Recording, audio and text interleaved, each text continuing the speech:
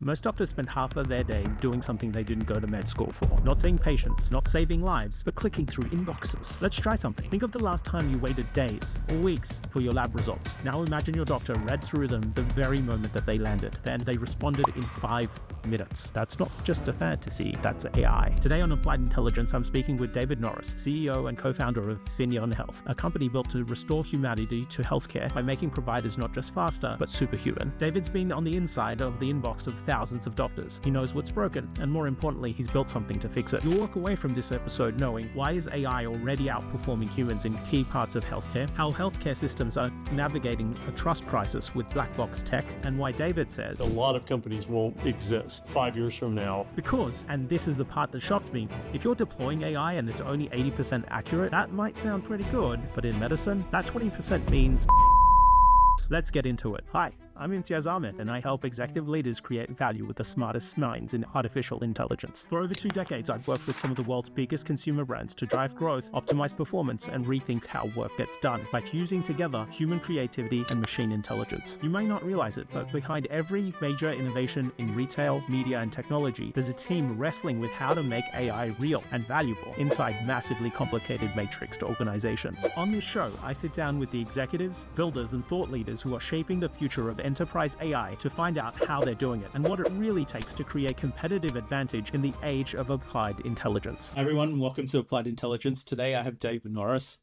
who's the CEO of Infinitus. David, welcome to the show. Thank you. It's great to be here. David, I'm going to jump into questions straight away. We're in this field of AI. You're in the healthcare space. I've been in the CPG space. There's all of this hype around, what can AI do? Right? So within the space of healthcare, you're working with physicians, you're working with doctors. In terms of thinking about the hype cycle and everyone's just getting tired of news all the time about AI, is AI burnout actually real? And are we just transferring the pain across from one side of the equation to the other? It's a great question. And I think AI is actually real, and it does offer the potential for significant gains.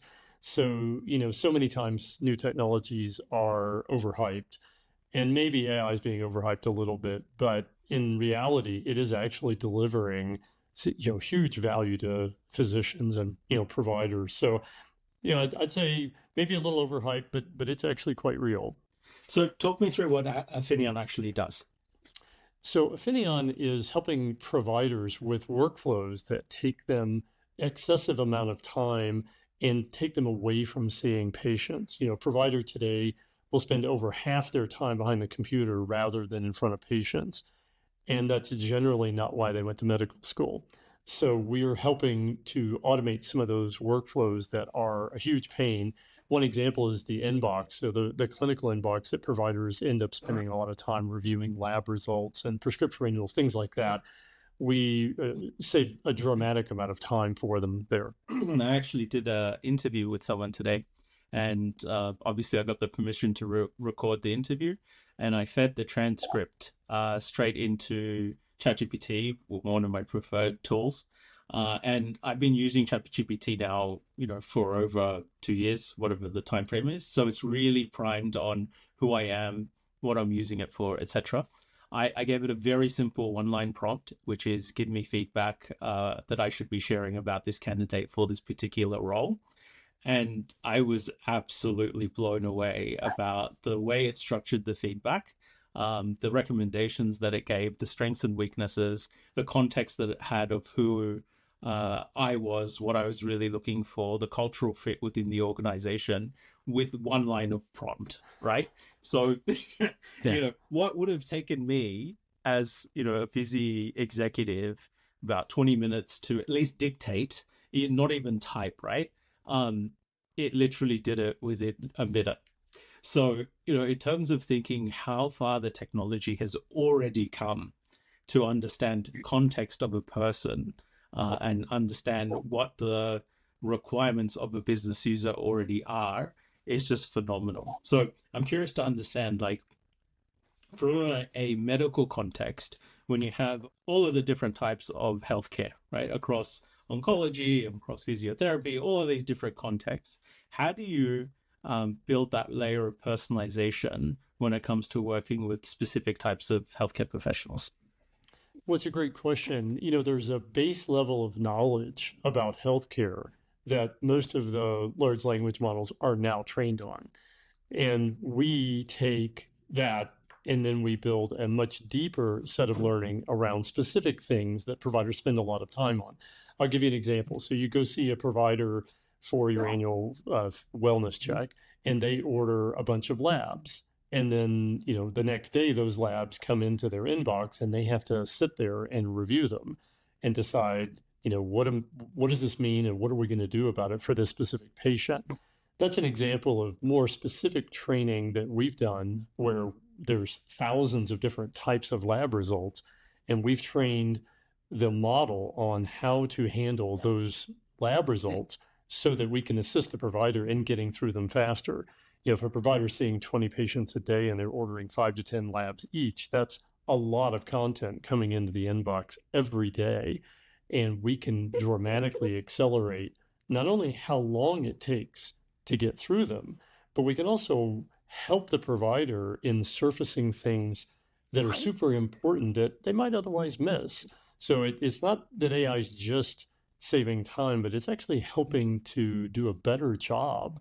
And I think that's something a lot of people overlook here. It's not just about reducing workloads and saving time. So I work in the marketing context, right? And for us, it's whenever we're doing media, we're always talking about effectiveness versus efficiency. So like the efficiency gains that you can get out of running machine learning models to do your marketing buys, right, or your media buys is pretty easy because it's doing the task of 1,000 people just a lot faster. However, if that's not improving a conversion rate and we're just doing the same thing all the time, we're just scaling the work up. We're not necessarily thinking about how do we improve that connection or how do we ensure that message that we're trying to land actually resonates with the user. So it sounds like, it's not just about cutting the time down for a doctor. It also sounds like how do we improve the overall patient experience and health outcomes by ensuring that nothing gets missed by a human. Does that sound right? Yeah, exactly. There was a saying that I heard that I really like, and I think this is one that you would get right away. And the saying was, AI will not replace providers, but providers that use AI will replace providers that don't. And I think that really encompasses it very accurately. Take as an example, if a provider, let's say you went to a provider and you had something wrong with your shoulder and they did not use an MRI machine, and you went to another provider that did, well, which one would you like better? Well, the way to think of AI is it's a tool that you use. It's not some magical thing. It's just a tool. And if a doctor doesn't use an MRI, they're going to be a less effective doctor. It's just a tool.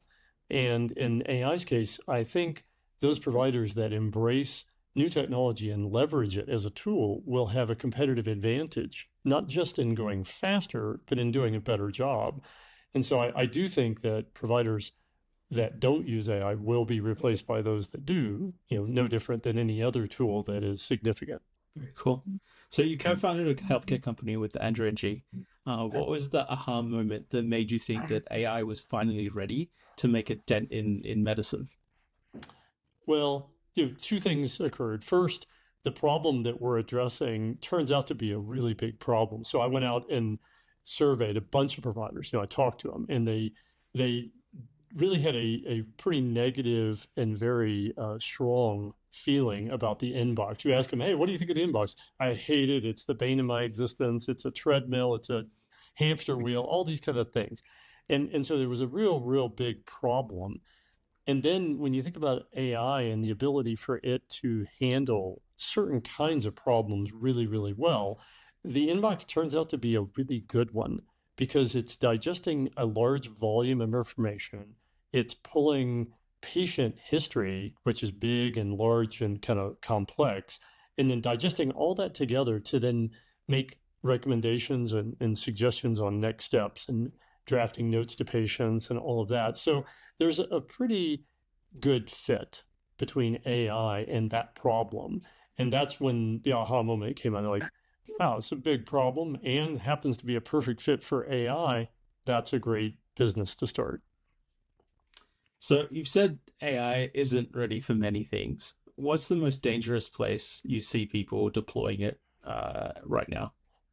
Well, this is definitely a big, big topic right now. In healthcare, you can't be right 80% of the time. When you're dealing with people's health and safety, it has to be right. And so, to give you an example, so I had a company I was dealing with, a large enterprise health system, who was attempting to deploy technology and was realizing that it's wrong a lot.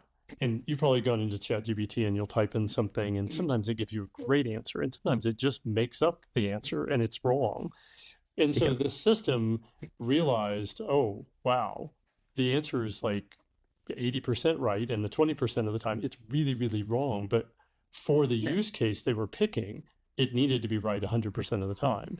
And in the end, that ended up failing. And that project just had to be terminated because they couldn't make it work well enough. And so with AI, I think it's super critical that when you're building a system, you build it with a goal in mind of what is the output that you need. Give you an example. If you go into ChatGPT and you say, generate a report for me, it will generate a report, but it doesn't have to be perfect. You're going to go in and edit it. So if it's 80% right, you're happy. That's fine. But when you're doing like a diagnosis for a patient, you can't be 80% right. It just won't work. So how do you actually define what's good enough? And obviously, when you get it wrong in this use case, it has dire consequences, right? Yeah. Well, I think every company that is going to apply AI needs to really look at the use case. What is it they're trying to accomplish? And then they need to qualify that with what would good output be? What is the requirement for accurate output? And it's not just the accuracy, it's also the reliability or the consistency. LLMs are not deterministic. So they may give you a perfect answer once and then give you a different answer the next time that's not right. And so the deterministic nature of the problem you're trying to solve is critical. So, when I'm working with an enterprise account, I almost always recommend that you decide what is the output you need, what's your requirement for consistency and accuracy, and then apply AI to those problems where it's a good fit based on that. You really can't rely on a probabilistic model to give you deterministic output. That just doesn't work. From a You're creating a framework in that scenario where you have all these probabilities, but you need a deterministic answer, right? How does somebody think about that problem in terms of this use case? Well, at the enterprise level, more and more large corporations are forming AI governance organizations, so committees that can help in overseeing and creating frameworks for how to apply AI and where to apply it. And I think this is a pretty good idea. There are some tools that you can put in place to help your organizations in evaluating whether a problem is a good problem to attack with like Gen AI, or whether it's maybe better to use a rule-based system or machine learning to tackle it because of the need for repeated output that is consistently good. And I think for most organizations now, having a governance entity is probably the direction I see most common. So most, AI startups right now are talking about, saving time. You talk about restoring humanity. Can you share a story where Athenion has helped a doctor or a patient in a way that felt more human and not just more efficient? Absolutely. One of the doctors that we work with pretty early on was literally drowning. So the image I saw in my head was she was sort of underwater with her lips above, just trying to breathe. And in her inbox, she had thousands of things that she couldn't catch up because she was so far behind. And she was just at the end of her rope. And we came in and put a system in place that really created efficiencies to allow her to both get caught up and then to stay caught up. And her whole life changed. Within a period of about 30 days, she actually started saying things like, wow, I'm actually able to focus on my patients now. I'm so much happier. I'm not stressed every day just because I'm behind. And some of the things in an inbox could be like lab results that aren't being communicated to a patient for a month. Think about that. And the patient's wondering, like, what's going on here? So that particular case was, I think, just an amazing ability to restore her life to where she enjoys medicine again, which is why she got into it in the first place. One of the key issues I've seen when it comes to deploying AI models within, a company that already has an established process is that adaptation to the change in process. But like through this example or in another example, like how do you come in and foster that change or adoption of your tool or service to make that as easy as possible? Because the value, you can see the value at the end of the tunnel, but Yeah. there's that change process that needs to happen in order to get there. What have you seen that really works in that use case? With providers, with doctors and staff, what we found that works the best is to be able to give them control. And in some cases, especially with our system, you can turn it on in a way that it runs in sort of what we call background mode, where it will tell you what it would have done, but it doesn't actually do it. And that gives a chance for people to see it in action, but it won't actually do anything that they might not agree with. And so, kind of dipping a toe in the water is the analogy I would use, where having AI sit there and tell you, here's what I would have done, and giving you a chance to say, okay, that seems reasonable. Now you build confidence, and then moving to the next step of, okay, now I'll let AI do it. But every time it does something, I want to manually approve it before it goes to the next step. And then eventually saying, okay, let's take the training wheels off. You can now just do it because I trust you. So that kind of incremental uh, advancement in giving AI the ability to run with the ball, I think that's real key. And every organization is different. Some providers might be comfortable right up front. Some really need to take baby steps. So I think for every new technology that comes in, it's not about asking for blanket trust up front. That's unreasonable. I think being able to see it and then trust is probably the way to do it. I think when people see the time saving or they see that benefit immediately when they use something new, that's the aha moment from a end user point of view, right? Like a lot of the times when, especially when you're trying to sell um AI products and services, you're not necessarily always talking to that end user who's going to be actually using the tool. You're talking to some procurement person in some faraway place that doesn't even, might not even use the proper inbox and understand all of these inputs that are going into that inbox, right?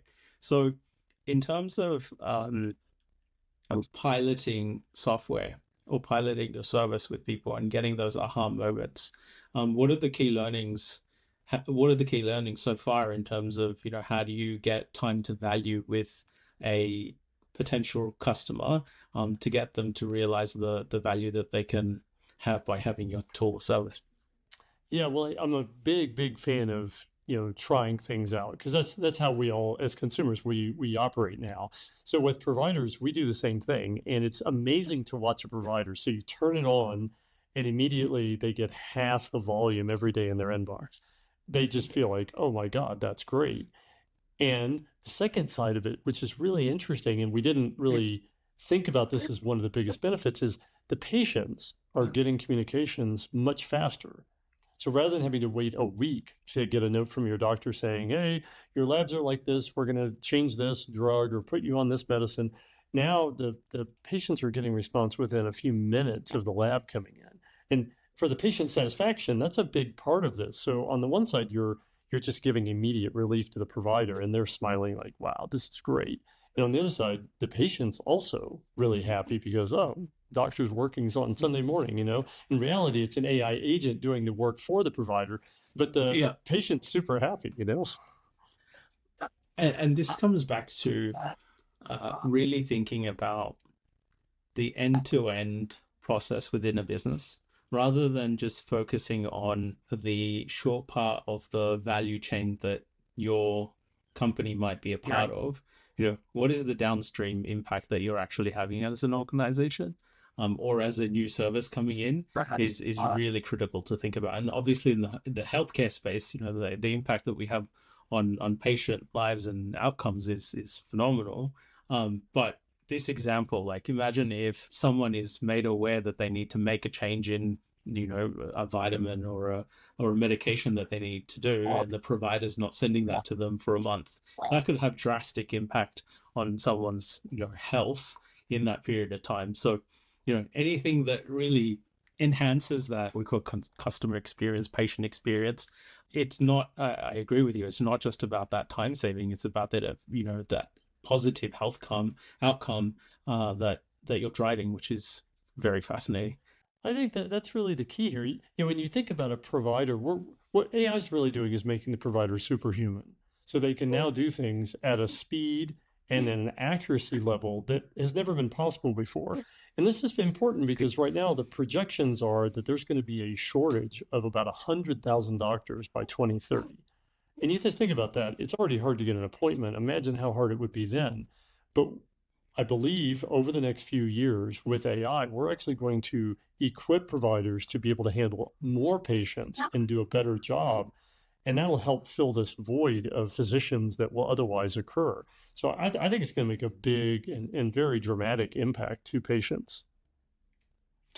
And, thinking about it purely from a business point of view, from a customer or patient, from a customer or patient stickiness point of view or a loyalty point of view, if you're a provider that is following up with your patient immediately, and relentlessly and giving them updates and being on top of when their next lab is due, or when automatically, fulfilling the next prescription without them having to proactive or reactively ask you when they run out of something, those are it seems like a very small thing to do, but obviously there's a massive upside from adherence on making sure people are taking their medications on time, but also making sure that when they run out, or they're about to face the next issue, we're already on top of that before they come in and book the appointment, not find an appropriate time, and then keep dragging on. So healthcare is being proactive in healthcare is so important rather than being reactive. And given the constraints that we already have within the healthcare networks, not just in America, but globally, I think, all of these tools and services are just going to help people achieve those better patient outcomes much faster. Cool. So you come from the AI Fund, which is a studio model. What's a lesson you've learned about building AI native startups that incumbents still don't understand? Well, I think the number one thing, and certainly Andrew Ng, who started AI Fund, recognized this early, which is AI is very powerful, but applying it is the hard part. And having deep and really, really broad resources and knowledge about how to apply AI is critical. More so in healthcare than other areas. There's a lot of apps that are being built where AI can work, halfway, and it doesn't have to be perfect, and that's fine. But in healthcare, the depth of the capabilities you have on the AI side to be able to make it perform at the level necessary for that industry is absolutely crucial. So I think I knew that going into this, but I think now looking back over the last few years, having that depth of AI capability is critical. It's easy for three people in a garage to build a new startup in Palo Alto and say, oh, we're just going to take some output and plug it in an LLM, and there you go, boom, it's done. It's a lot harder than that in healthcare. And I think having substantial backing with AI fund and AI capabilities is absolutely crucial. Okay. So let's say you're on a different boat. Let's say you're one of the existing healthcare software incumbents that built their software 20 years ago. How do you change? How do you fight these new kids on the block who are just building everything from scratch and don't have all this infrastructure and upkeep to think about? Well, it's a serious challenge, and I think a lot of companies won't exist. 5 years from now, the difference is so dramatic that older companies that have invested millions of dollars building systems will be replaced. It's just that simple. I think for companies that are capable of investing in the new technologies and pivoting really quickly to really embrace and extend their existing products with these capabilities, it is possible. But for sure, I think of it as the boat anchor. So if you have these boat anchor investments in historical technologies and products, and now you're trying to pivot, it can be really, really tough. So I think that's the one thing that AI is going to do is it's going to bring a whole new set of companies to the market very, very quickly that deliver more value at a lower cost than some of the incumbents. A few weeks ago, my wife was actually in hospital. She gave birth to her second daughter, and the hospital experience was amazing, right? Like we went to a great hospital. The staff, the nurses, the doctors, absolutely really great experience. But one of the things that, working in the software space was really annoying is that half the time when the staff were using their iPads or were using one of their machines, is this connectivity issues or lag issues, right? So like to bring up a patient file, sometimes would take them 30 seconds. And we're just standing around and waiting there. Like if a doctor costs all of this money and a nurse costs all of this money per hour to run, and they're just sitting there waiting for things to refresh, obviously that's wasted time and wasted output. It's also a very negative experience from a consumer point of view as well, right? Now, how do you think, providers or, these big institutions from a customer experience point of view, how do you tackle this massive inefficiency that's there from incumbency? Well, that's a really good example, and specifically the electronic health record systems that as patients and certainly as doctors that we all use. I think one of the really exciting opportunities is to use AI to do the data mining in advance to bring to the surface the things that the providers need so they don't have to click and wait. We literally in our products, we time every time a provider would otherwise have to click and wait for 5 seconds for something to load and then come back and then click on another thing. We actually count those clicks, we count scrolling and loading, and we eliminate those by using AI to surface that information in advance so that the provider doesn't have to do anything. It's already sitting there waiting. And I think that's a very good example. So think of it a little bit like a wrapper, like there's these old systems and you're going to wrap them with AI, which will do the work in advance. So the provider, when they are ready for the information, it's ready and waiting for them. I think that's what's going to happen. And it's really pretty powerful. It won't necessarily replace those old systems. It'll just wrap them and make them a lot better and more responsive. I will say again, coming back to my wife's experience at the hospital, one of the really nice things, a very small thing, but a very nice thing, was every nurse and every doctor that came into the room to check up on my wife and the baby, they already had all of the context of what was going on. So in terms of asking the same questions like 50 different times, they didn't do that. They were very prepared for the specific tasks that they had come into the room to do, right? Whereas in a lot of other healthcare systems that I've seen previously, it's like starting from scratch all of every single time another person comes in. It gets really frustrating answering the same questions like or 60 filling out the times. same form. Here's another form. It's the same question. Just fill it out again. Yeah. This is another place where AI can really help. There's two sides to this, and one is speech. So more and more AI is enabling a voice interface to those systems so that providers can speak to the system and the system can speak back.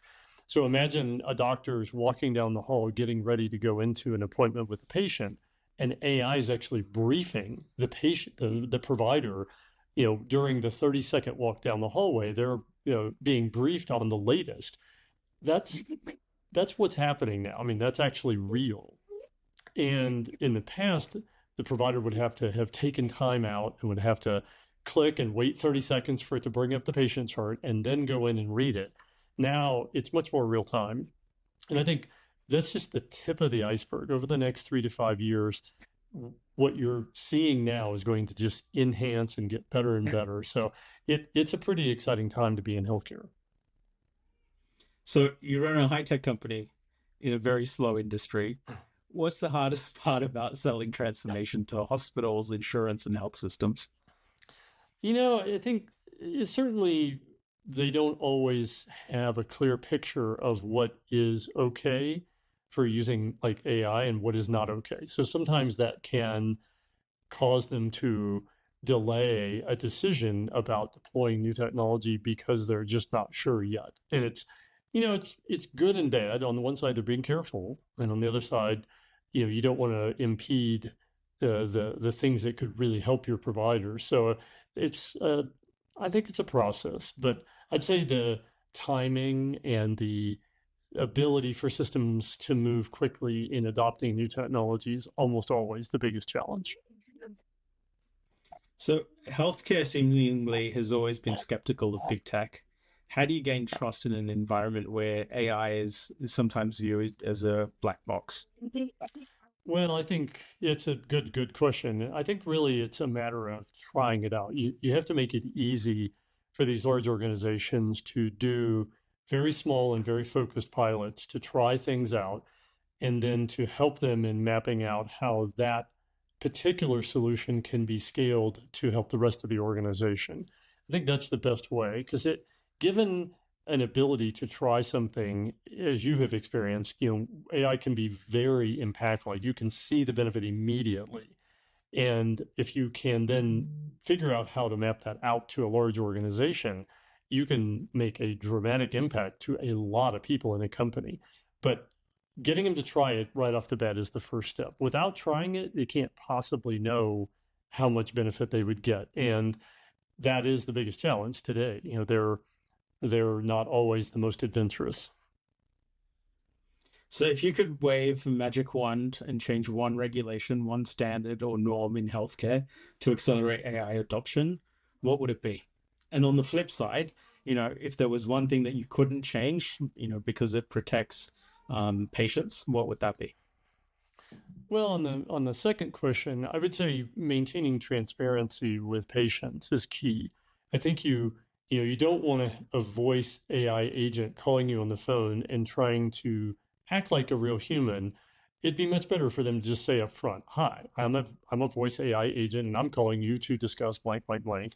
And just having that transparency, I think over time will build trust with the consumer, which absolutely is paramount. If you try to trick them, that will backfire and that will create a long-term problem in adopting these kind of new technologies. I think in the short term, there's some regulations.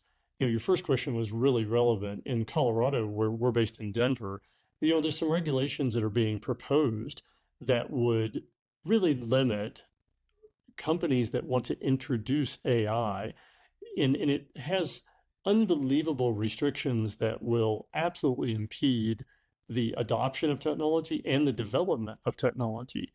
And I think those are the kind of things that need to go away. I think certainly the government has the ability to both support innovation and to promote it and to help it in advancing. And on the other side, I know that there's always a need for regulation to protect consumers. I think the thing the government can do with AI is foster industry-led standards around protecting consumers rather than having to put in place government regulations. So I think the industry should try to regulate themselves to the degree possible. And then where necessary, of course, the government should step in and regulate things as needed. But I think getting rid of some of these regulatory movements that are just impeding development of new technology, I think that's not in the spirit of the United States. It's not in the spirit of innovation, which right now AI is being developed faster here in the United States than anywhere else. And we need to continue that. For sure. On a personal front, David, what led you to found Affinion? Like, what were the key experiences in your professional and personal life that led you to doing what you do today? Well, I have a very, very strong passion for helping providers. I think providers have an unbelievably difficult job. And my mother was a nurse. And so from an early age, I got exposed to how difficult that job is. I mean, it's incredibly hard. You just went through the experience and you saw firsthand what providers have to do every day. And I just feel like as a technologist, my mission in life and my duty, I believe, is to take technologies and to apply it to help providers. They need the help.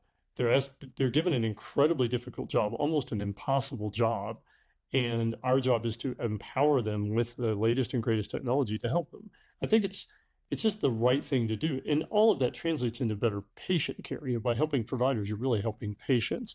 So as a society, if we want to have doctors, as you said, being more involved in their patients' lives and helping them to live better and healthier lives, then let's give providers the best possible tools they can have. Let's end on the human side. You're a cyclist, a dog lover, a builder. What are those passions taught you about endurance, about leadership, and staying human while building with AI? Well, I think number one, I believe it's all about the team. So when you build any company that's attacking any kind of problem, it's really about putting together an amazing set of people and really fostering those people's talents to attack the problem. At a personal level, I think for me, being into fitness and being a cyclist helps because when you're doing the CEO job, it's hard. It's lots of travel and long days, and being physically fit, I think, equips me to be a better leader and to be strong, to be able to make it through some of those tough times. So it definitely, for me, is an empowering thing. And then I love animals. And so that, to me, is a huge kind of support. There's nothing better than to have a bunch of dogs in the office running around. I mean, it really creates a fun environment, and it creates, I think it brings people's edges down a little bit and makes people feel a little bit more empathetic and a little bit more comforted. So I love, surrounding the team with animals. I'm a dog person, so I'll say dogs. Yeah. Super cool. One final question from my end. What's the book that you most gift out to your friends and family? Oh boy, that changes almost at least every couple of months as I read new things. I love hearing stories from leaders about things that they go through. And I also listen to a lot of books because I'm often traveling and I'll do audio. So my most recent book that I would definitely recommend is the story of the Van Halen brothers. It's called The Brothers. And it is an incredible story of, the rock band Van Halen and coming up, Eddie Van Halen was the greatest guitarist of all time, but his brother, this book is really special and it really tells a good behind the scenes story. So I highly recommend that book. Super cool. David, where can people reach out to you if they have more questions and want to find out more?